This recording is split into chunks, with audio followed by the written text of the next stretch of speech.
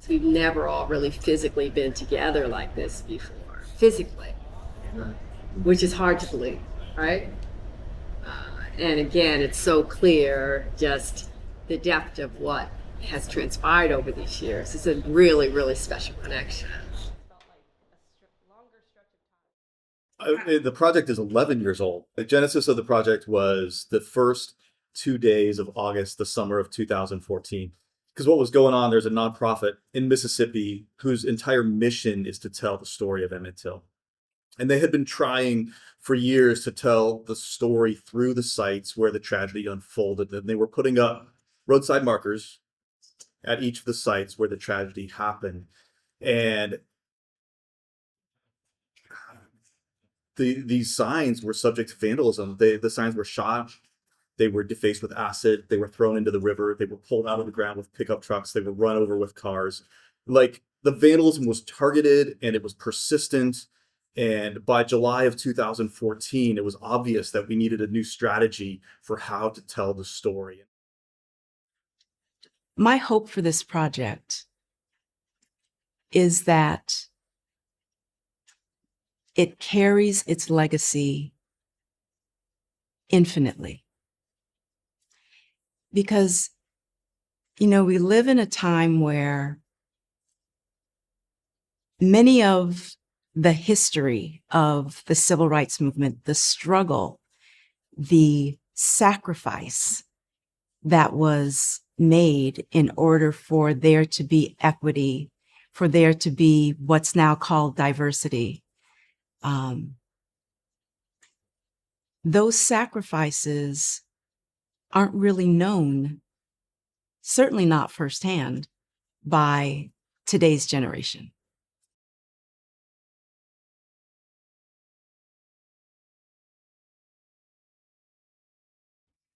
Part of how the Emmett Till Memory Project came into its existence was going 49 years from when he was murdered in 1955, and recognizing that we lived in a society that did not only tell the story, but honor the story in the Deep South. So the monumental aspects of what we're doing is understanding that as these monuments or ways of bringing the story forward were happening, this is no more than 20 years ago. Each sign that went to each location so people could understand what the story was were brutally vandalized. We're talking over 100 bullet holes into signs being torn down. So part of what the Emmett Till Memory Project does again is it preserves that story in a way that they will not be vandalized, in a way that people can come in and experience these sites. And not only experience the sites, they can read the story, they can hold the story, they can download the story, they can pass that forward. And our hope and our prayer is that no bullet hole can go through our website in that regard.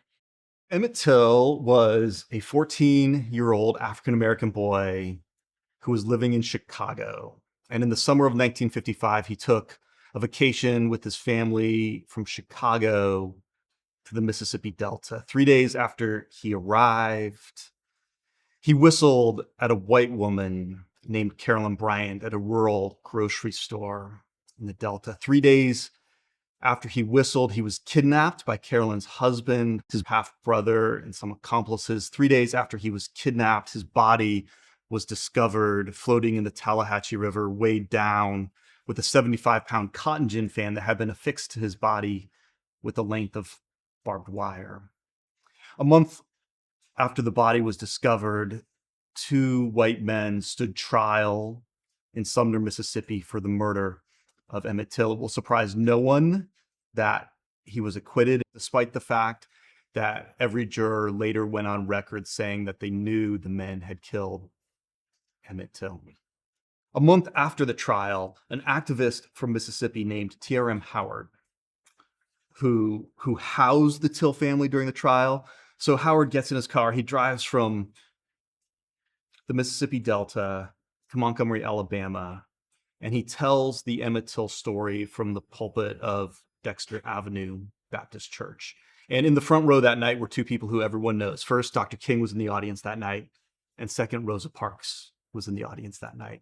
3 days later, Rosa Parks refuses to give up her seat on a Montgomery bus. People ask her why she refused to give up her seat, and she says she was thinking about Emmett. The Emmett Till Memory Project came to me through another client that I work with by the name of Kim Gallen. We work very closely on the COVID Black project, and she had given my name to Dave Tell and Patrick Weems from the Emmett Till Interpretive Center because they were looking for somebody to help them who can do this work, bring this project to life, and take it to a next level. Until I think 2018 or 2019, every member of the team was a content expert. At the time, we had a fairly big grant that we were using to do early development work, and we had $10,000 left. And we used the last $10,000 to pay this independent diversity and equity firm to audit the Emmett Till Memory Project and tell us what we did well and tell us what we did poorly. Unsurprisingly, they said, you guys do content great. I'm like, okay, well, no surprise. That's all. Everyone has been a content person.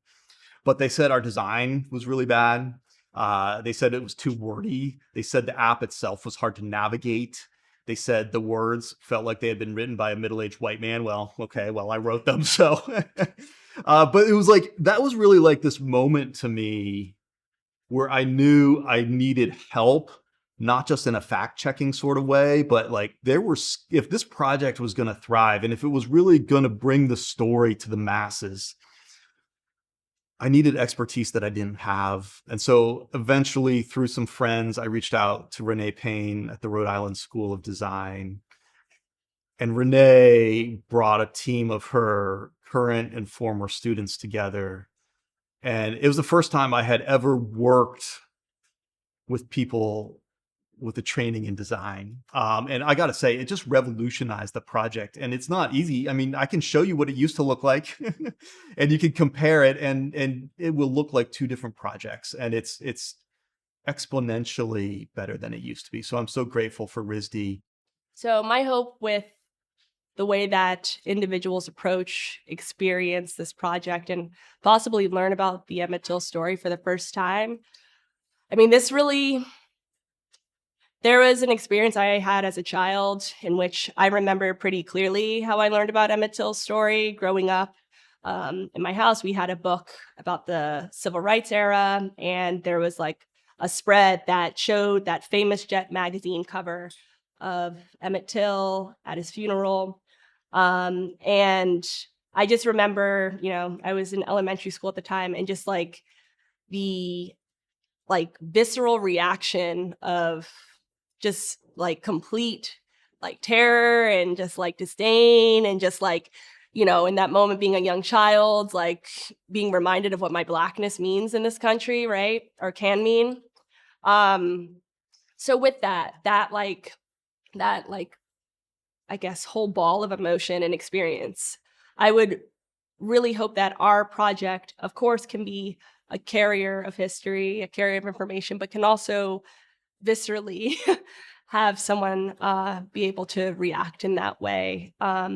And, we're still working towards the ways in which we want to do that as storytellers with the site. But some of the initial choices that we've made with the styling of video and the styling of sound and thinking about what the whole experience is as soon as you enter the site, the way that we're hoping to context set by hearing the voice of Reverend Wheeler Parker. We just hope that people are recognizing the gravity, the weight, and the connection to our current day. All right. So the Emmett Till Memory Project website is now accessible via this URL, etmp.site. So if you were to type this into your browser, you would be able to access the same exact website we're about to walk you through. This landing here brings us to this intro video, which I'll let play. Mississippi, where last September 23rd, Roy Bryant and his half-brother, J.W. Milam, were acquitted of the murder of Emmett Till. So thank you. I think the app is fantastic. When you're talking about upgrading it, I'm like, what are they gonna do? Well, again, I think the next phase is how we get people to experience the actual locations. So being able to recreate those locations through, again, the virtual experience is going to be really important to also tie it into the location. Wheeler, while you're looking at the site, can I ask you like just a abstract, big conceptual question? And I've asked you this before, but it's always good for me to hear again. I'm curious what keeps you motivated to tell the story. It would be easy for you to take a back seat, and you don't. We've all been very touched by your involvement in the story, and I'm curious what keeps you doing this work. I feel very obligated to tell the story at all costs, or any cost, or no cost, because I know when you stop telling it, you can revert back to where you were. And I tried to make it as vivid as I can, what it was like, and show the contrast. I want people to see how far we've come, how much progress we've made, how much work we still have to do. I really love the contrast. Tell them what it was like to live during that time. People have no idea. If you didn't live there and experience it, you have no idea what it was like. It's hard for me to even believe sometimes. And I like to talk about the first 30 years, the attitude about Emmett Till. He got what he deserved, and we didn't talk about it, and then since then, it's amazing to me and unbelievable to where it has come, how far it has come, and where we're at with it now. It's mind-boggling to me. Just being from the 30s, the 40s, and 50s to see the differences, just hardly believable. I just thank God for people like you all who are doing the work, and I really tip my hat to you and want to encourage you to keep. Thank you for your service. So good to see you, and thank you again for everything. Thank you for what you do again. Yeah. God bless you both. RISD has a deep commitment to social equity. And in doing so, it means that it cannot shy away from difficult conversation, difficult moment, and from allowing its pedagogy to address these histories directly and with an eye toward making a difference into what the future can be. But again, we have to look at those histories. So as part of its commitment to equity and social justice, it made absolute sense for RISD to support this project. And what a privilege to have someone like Renee Payne as part of our faculty who is leading this. To me, there was a presence that Renee brought with this project, and that Dave Tell brought before that, and that the Parkers brought before that, and that Mamie Till Mobley brought before that, that was undeniable. And so in our office, we are always thinking about the ethical implications of the kinds of partnerships that we engage. We want partners who are going to dream with us, who are going to create with us, and who are going to make change with us. And this was just a profound yes on every level. The way that I approach coding is spatial and environmental, because I feel it's very important in today's day and age as individuals who are using smartphones, computers, any form of technology, our attention and the way that we use these technologies really we're kind of just in the heyday, like beginnings of like, how do we even like make sense of this? Like we have a little tiny magical computer in our pockets every day, and we spend 2 hours, 3 hours, 4 hours, 5 hours, 6 hours. I know many of us have laid in our bed just staring at our phone, like aimlessly scrolling.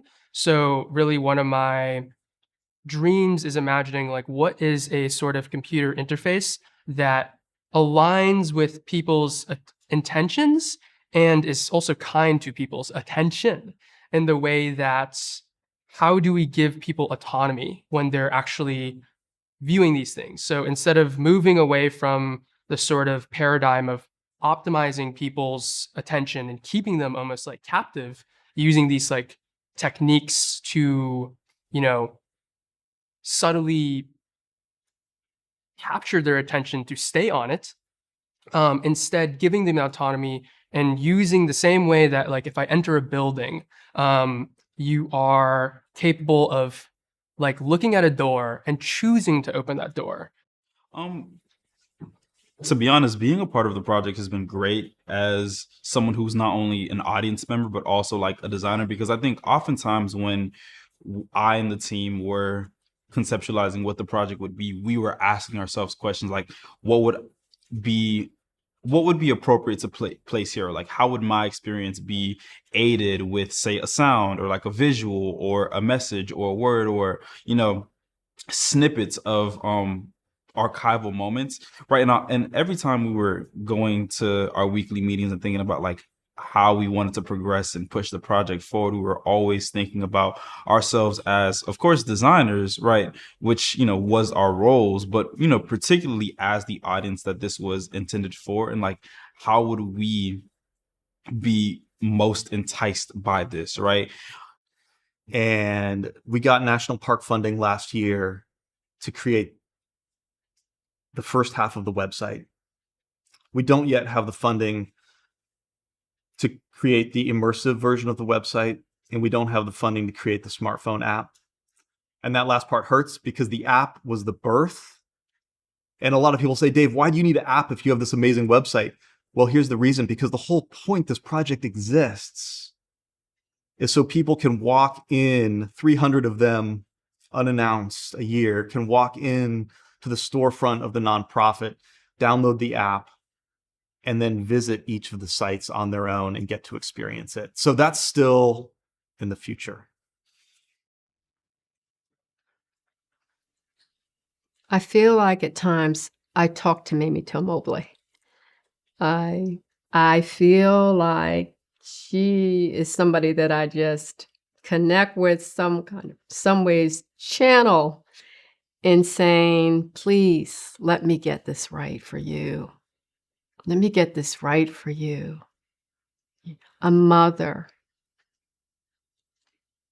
a Black mother that had only one child that was her world, did everything for this child.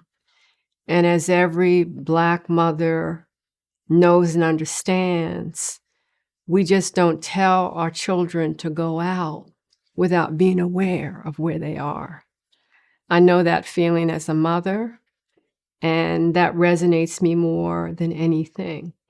And Mamie Till Mobley was the one that had the greatest sacrifice in her son that would be a catalyst to impact the world and the civil rights movement to where it is now. And there's a lot of weight to that. It's a lot of weight. And ultimately, I feel that weight because I don't want to get it wrong